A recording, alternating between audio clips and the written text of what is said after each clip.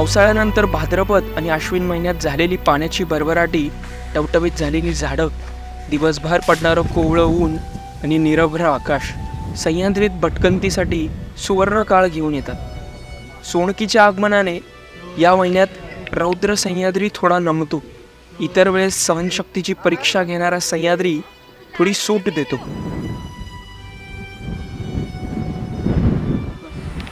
नमस्कार मित्रांनो, मी विशाल Deore. रतनगडावरचा flowering season बघण्यासाठी मी आज चाललेलो आहे. भंडारदऱ्याच्या बाजूला असलेल्या रतनवाडीमधून प्रवास सुरू करत खुट्टा सुळका आणि मग त्र्यंबक दरवाजा या वाटेने मी रतनगडाचा ट्रेक करणार आहे. रतनगडाचा ट्रेक रतनवाडी आणि सामरतगाव, जे सांधन व्हॅलीसाठी सुद्धा बेस विलेज आहे, या दोन्ही ठिकाणाहून सुरू होतो. मी रतनवाडीमधून गणेश दरवाजा वाटेने नाही जाणार आहे, मी त्र्यंबक दरवाजा वाटेने खुट्ट्या सुळक्यावरून जाणार आहे. बघूया पुढे काय होते. रतनवाडीमध्ये असलेलं हे पुष्करणी, ज्याला विष्णू तीर्थ असं म्हणतात, कुंडाच्या कडेला एक गणेश मूर्ती सोडली तर इतर देवकोष्ठांमध्ये गदाधारी, चक्रधारी आणि शेषधारी भगवान विष्णूच्या अवतार मूर्ती आहेत.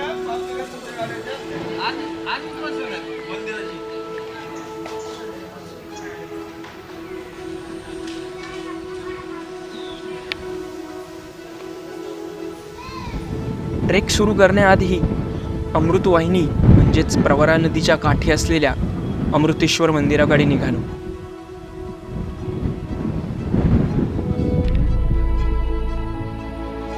अप्रतिम शिल्पकलेचा नमुना असलेलं अमृतेश्वर मंदिर साधारण 12व्या-13व्या शतकात बांधलं गेलेलं आहे.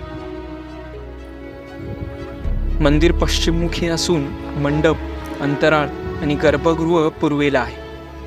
आजूबाजूच्या विरगळींचा उपयोग करून द्वाराला आधार दिलाय. मंदिरासमोर हे 2 नंदी, प्रवेशद्वारावर देवी देवतांच्या मूर्त्या आणि भिंतीवरती भौमितिक आकृत्या दिसतात.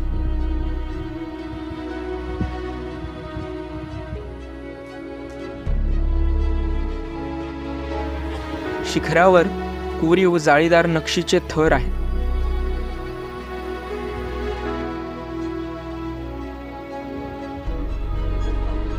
आत भिंतींवर मूर्तिकाम आणि छतावर समुद्र मंथनाचे शिल्प आहेत. गर्भगृहातील शिवलिंग पावसाळ्यात पाण्याखाली असतं.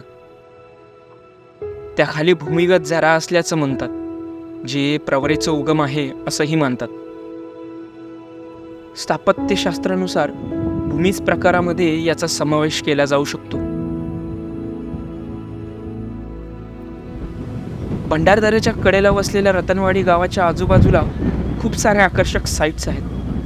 गाव नेहमीच टुरिस्ट आणि ट्रेकर्ससाठी हॉटस्पॉट ठरले.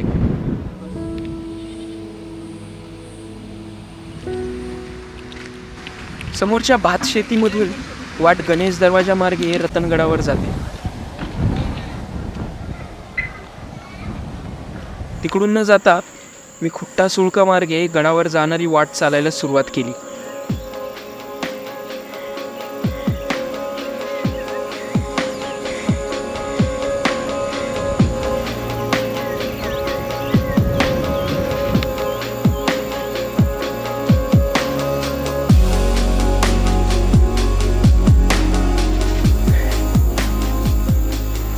आज या वाटेवर आम्ही 3घच होतो.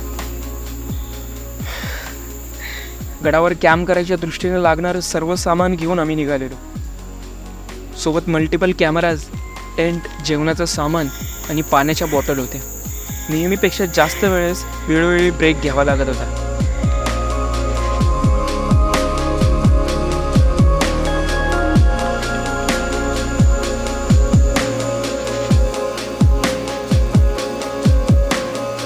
थोड्या वेळाच्या चढाईनंतर वर सपाटी लागते आणि जीवात जीव येतो.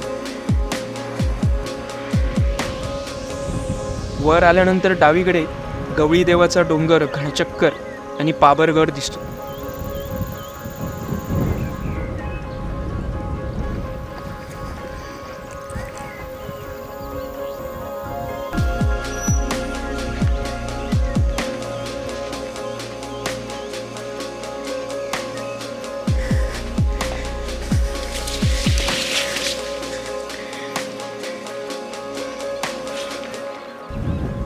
सुट्ट्या सुळक्या आधी तो जो पॅच आहे अतिशय डेन्स फॉरेस्ट होतं.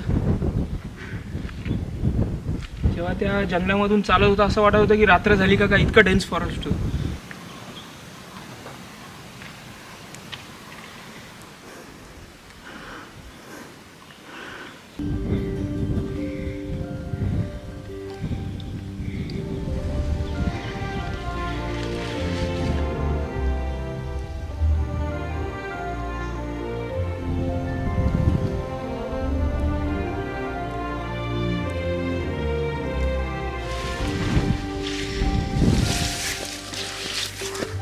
दुपारी ट्रेक चालू केला तेव्हा गड दिसत होता.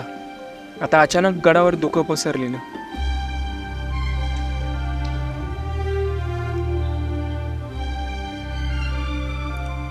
संध्याकाळ झालेली आणि गडावर पसरलेल्या धुक्यामुळे विजिबिलिटी 0 होती. गडाला लागून असलेल्या पायवाटेने मी दगडी पायऱ्यांजवळ पोहोचलो.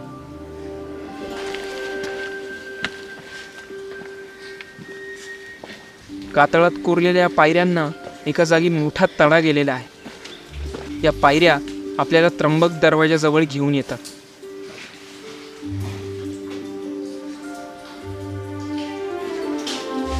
कातळात कोरलेला हा त्र्यंबक दरवाजा. तडक गडाच्या दुसऱ्या टोकाला कॅम्प करायसाठी निघालो. वाटेत उजवीकडे ही पाण्याची धार दिसते. हा प्रवरेचा उगम असल्याचंही मानतात.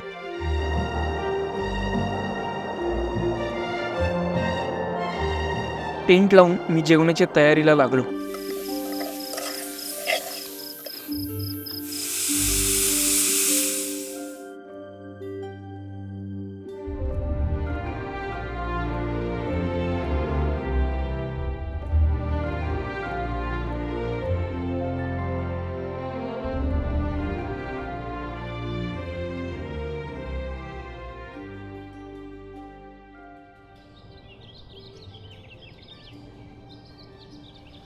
Good morning from Ratangarh.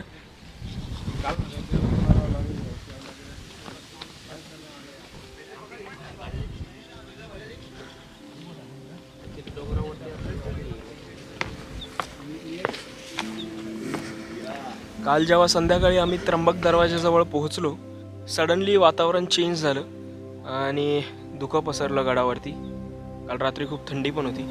तर आम्ही सरळ गणेश दरवाजानंतर ज्या पॉईंटवर पोहोचतो तिथे आलो आहे. हा मागे राणीचा बुरुज, खाली कडेलोट पॉईंट, याला कडेलोट बुरुज असं म्हणतात. इथून आता पुढे संपूर्ण गड व्यवस्थित एक्सप्लोअर करायसाठी आम्ही आता निघणार आणि बघूया पुढे. परत पूर्ण गडाला वळसा मारून आम्ही इथेच येणार आहे आणि गणेश दरवाजातून रतनवाडीचा डिसेंट सुरू करणार आहे.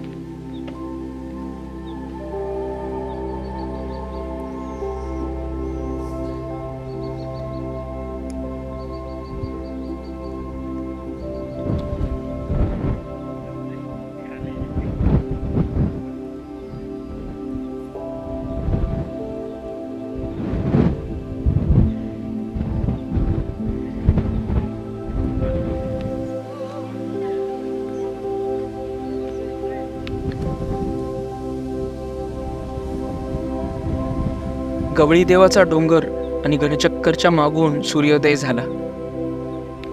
कोवळं ऊन आणि त्यात सोनकीच्या फुलांमधून वाहणारा गार वारा.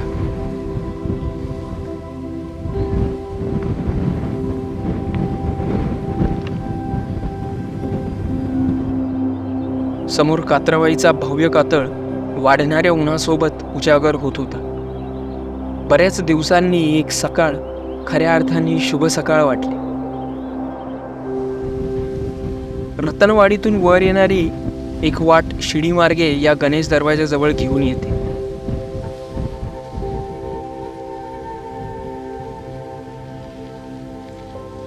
दरवाजावर हनुमान, रिद्धी सिद्धी, गणपतीची मूर्ती आणि मत्स्य अवतारातील विष्णू शिल्प आहे.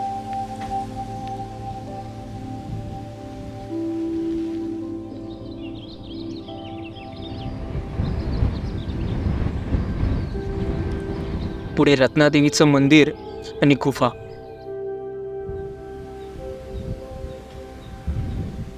हा सुंदर क्षण आठवणींमध्ये अजरामर करण्यासाठी ट्रेकर्सचे युद्ध पातळीवर प्रयत्न चालू होते. मीही त्याला अपवाद नव्हतो.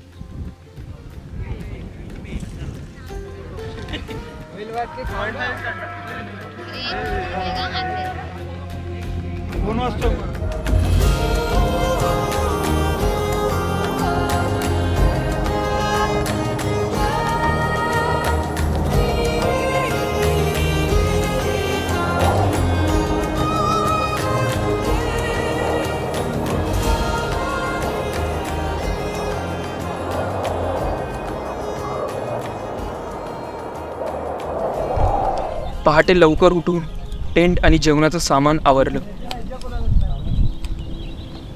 गडाचा कातळ उजवीकडे ठेवत सोनकीने बहरलेल्या वाटेने कोकण दरवाजाकडे निघालो.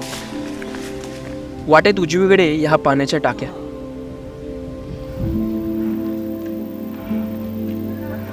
नजर जाईल तिथवर पसरलेल्या सोनकीचा कंटाळा येत नाही.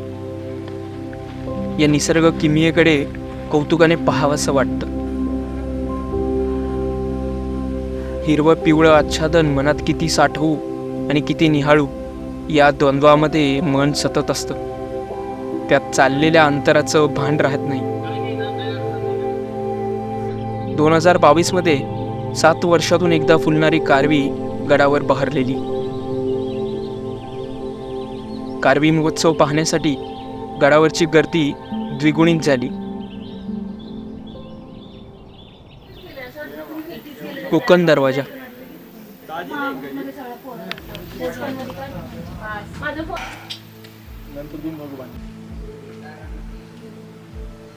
दरवाजा अर्धवट मातीत बुजला गेलाय,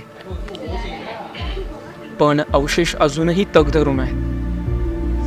माहितीनुसार साम्रत गावातून एक वाट इथवर यायची.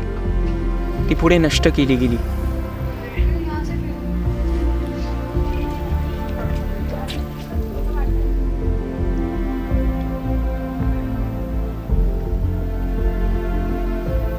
पुढे उजवीकडे या कातळ कोरीव पाण्याच्या टाक्या.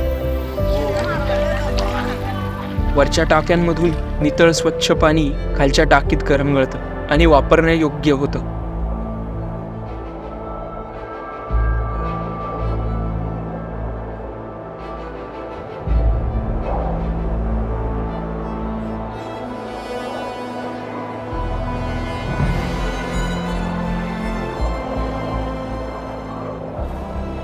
त्र्यंबक दरवाजावर चढून येत लोक नेड्यागड गर्दी करतात.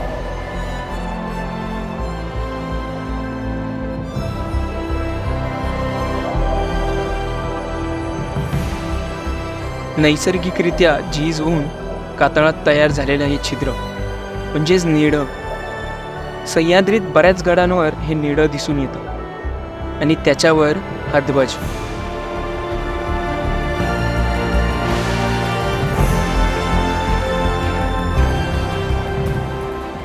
काल येताना खुट्टा सुळका धुक्यात हरवलेला, पण आज खुट्टा सुळका आणि त्याच्या मागचं साम्रत आणि रतनवाडी गाव नीट दिसत होतं. भंडारदरा डॅम दूर मागे AMK आणि कळसुबाई रांगेतील डोंगरांचा व्ह्यूही दिसत होता.